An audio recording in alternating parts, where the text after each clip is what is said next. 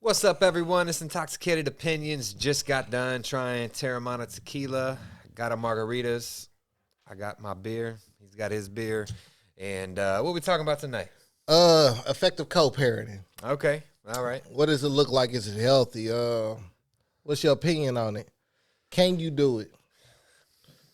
Uh, what's some stipulations that you feel like in order to have a healthy co-parenting relationship you need? I think co-parenting can be successful, can be done healthy on both sides. If both of the people are not emotionally invested in that other person. But if there is, then that's when you see issues like jealousy and anger and envy, and that's when the other person starts making your life difficult and starts complaining. And so I've been down this road with my 12-year-old's mom.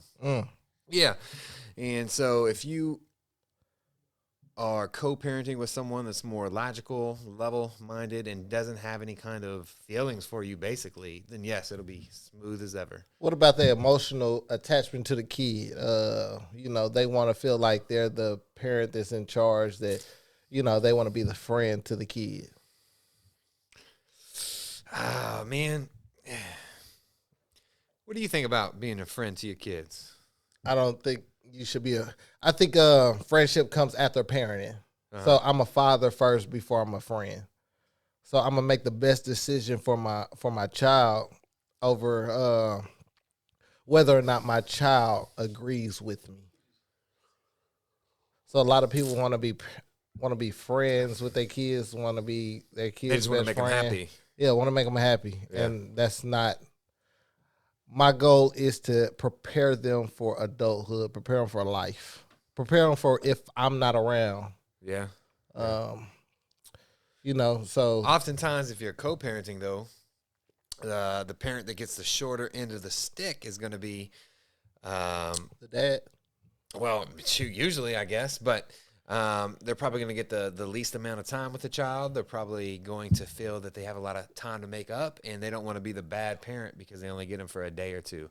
So they want to be the friend because that's the only positive interaction they're going to have with their kids. If they had them 7 days a week, then sure, they could be the parent first. But if they only get them 1 or 2 days, there's no point in trying to yell and ground them because you only get a certain amount of time. So make sure that whole interaction is positive. So you feel like it should be like a 50-50 split, like right down the. Yeah, for a co-parent to be successful, yes. Or else one of the other parents are going to feel pressured to,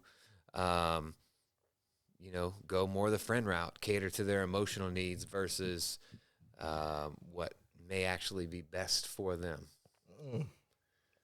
Okay, so what about venting to your child? What about complaining to your child about their other Oh, that's not good, man. their They even say mother that or in father? court. They even say that in court. They say you will not talk about the other parent or parenting issues or anything like that with the child. Of course, people do it, but it just messes with the child's psyche because they don't know what to think.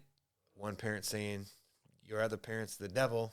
The other parent saying they the devil. They confused. They trapped in the middle. Unfair. Yeah, I feel you. So I guess we need to, make the kids the number one priority and not our emotional feelings or not how we feel about the situation, but the overall well-being of the child. How do you determine if, the child is in better care with one parent over the other? Or you just say that, however you teach them is how you teach them and how I teach them is how I teach them? Yeah, that's usually how it works. The latter point you made there, but if the kid's gonna be physically safe and they have shelter and they have clothes and food, if their basic needs are met, I wouldn't be too picky on parenting styles or how one parent is trying to be their friend or how one parent isn't disciplining them because those basic needs are most important. After that, it's kind of a preference on parents, and you can't control what that other person is going to do or not. I feel you can't control the other person's household. So But if I feel that my kid's safe, I just overlook it. They're gonna grow up. and figure out, okay, one of the parents are full of shit. One of the You parents is hope crazy. so. You hope They so. will. They So, do. sometimes it's hard. Sometimes you lean to one side and you go to that side and you stick with that side because Eventually, though, when they get an adult, they're gonna figure out. Oh, they're gonna look back and be like, "Hold up, man, that's hard. That's hard, especially if that person's your friend and they giving you everything you need and the other person is not. It's hard to say who's the good person, who's the bad guy. it is tough." I would say it probably took me into my late 20s to start figuring stuff out. uh, So I assume it's gonna take those kids into their early to late 20s to figure that stuff out. so what about like male and female kids? Like as far as teaching them, do you think like the male should take on more role for raising his son, or do you think it should be about equal? No, I think they can do it equally. I just think there's certain topics and subjects that the mother is going to be able to relate with the daughter with better, and the father is going to be able to relate to the son with better. So I can't talk to my daughter when she turns 12, 13, 10. I don't know what age this happens, but they start their period and they need tampons. I can't have that talk with her because I can't relate. And that's what I'm saying. You Yeah. can't understand what she's going through. I've never been there. I've never had a menstrual cycle. Yeah. So, that's something that I look for her mom to more Take the lead there. take the lead and, teach her. But the mom can't talk to their sons about having, waking up with their With a pee hard on, Yeah. having a wet dream. Or when they start getting interested in the girls and sex because they don't know what's going on. But what if your son is gay and he's having a wet dream about another boy? I just even then, man, the mom don't have a penis, Okay. so it's she just can't. She can't. so it's more so She may teaching him be, that this is normal at this age. yeah, but she may be able to relate to that gay child emotionally or how they think if that child's has more estrogen in their body or whatever, but she can't relate to the child physiologically. So telling him, what to prepare for as far as when he's in school, social settings, and letting him know how, other kids might portray it or might look at him or Yeah, you can do that. I think, oh, that's kind of logical, common yeah. sense stuff. Hey, you're going to be made fun of. You're going to be teased. You're going to be, left out in games. You're going to, stuff like that. Either parent can address, but anything that has to do with a male or female organ, the mother or daughter has to, or the mother or the father has to address it. So what do you feel about child support? Man, it's just overwhelmingly in the favor of the moms. That's what the courts do. That's just statistics. So here and there, you'll see fathers get custody of their child, get child support. But I got kids, man. On one hand, I got custody of my child and I get child support. On the other hand, I don't and I pay child support. So I'm right in the middle. Mm. Yeah. What about step parenting? Step parenting? Yeah. I mean, some people take it to the extreme. I think a good step parent is gonna, if that person, if that child doesn't have both parents in their life and they're missing one, then that step parent can kind of take the role of the missing one. But if there's a mom and a dad, and now mom's dating a guy, and the guy's going to be the stepfather, he can't overstep his boundaries because that kid already has a father in his life. So what's overstepping his boundaries? He can't be physically disciplining the child. What if he's at their household? What you mean? So if he's at their household and he's acting and running amok and doing what he wants to do, You better let the mother know your son is doing ABC. okay, Or your daughter is doing ABC. But the step parent can't be putting hands but on what their if he's stepchild. what if he's bigger than the mother and he's just more physically dominant? I mean, so than now the you're mother? talking about abuse, or you're talking about the kid. Yeah, the kid, Call his father. call his father, Yeah. but then you're parenting another household. My child's gonna act right wherever he needs to. My Okay. house, your house, they house. Okay, I'm just speaking for the parents out there that Yeah.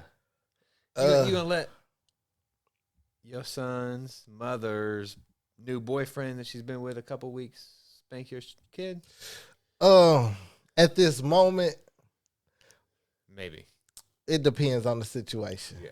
It depends on the So situation. you have to get all the details first. Not all the details, but I'm not going to parent their household. Mm-hmm. I'm not going to decide what goes on in their household. But eventually you're going to figure out, there's a voice in your head that says, this dude don't like my son and he's whooping his ass for no reason. Or I don't know. I'd have to talk to that young man or that man and find out, where he's coming from, or, the situation at hand as far as how he treats my son. Because he won't be abused. My son will not be abused. yeah. But at the same time, I can understand disciplining. I mean, that man might point his finger in your chest and say, get the fuck out my place. You know what I'm saying? You don't know, so I don't. That's off topic. Listen, some things are likely to happen, some things are not. No, man. Okay, maybe if they're, I don't know. Shit, it's so hard, I guess, now that I'm thinking about it. I think this is where the double standards come in play, because if my kids are acting up in my household, I'm expected to discipline them. Right. I wouldn't leave that up to my wife or my lady to do, because it's going to come a time when those kids are bigger than her. Right. And I want them to have the same respect for me, or the same awareness for me that they would have for her. Yeah. I don't know, man. It's just kind of a touchy subject, especially if the kids are young. Listen, I don't believe it's touchy. 3, 6, 8. At what age do you discipline a child? Probably about 2, man. 2? Probably about 2. What do you do? I mean, if they doing stuff dangerous, you got to slap their hands or tell them no, or let them know they're in trouble. You start that early. Raise your voice. People can do that. Just raise your voice, and that's all it needs, huh? Start yelling. Yeah. What you do? It just depends on the situation. Yeah, I usually find whatever's closest, and that's what I'm gonna chug right after. So it could be a TV remote. I don't do that. My sandal.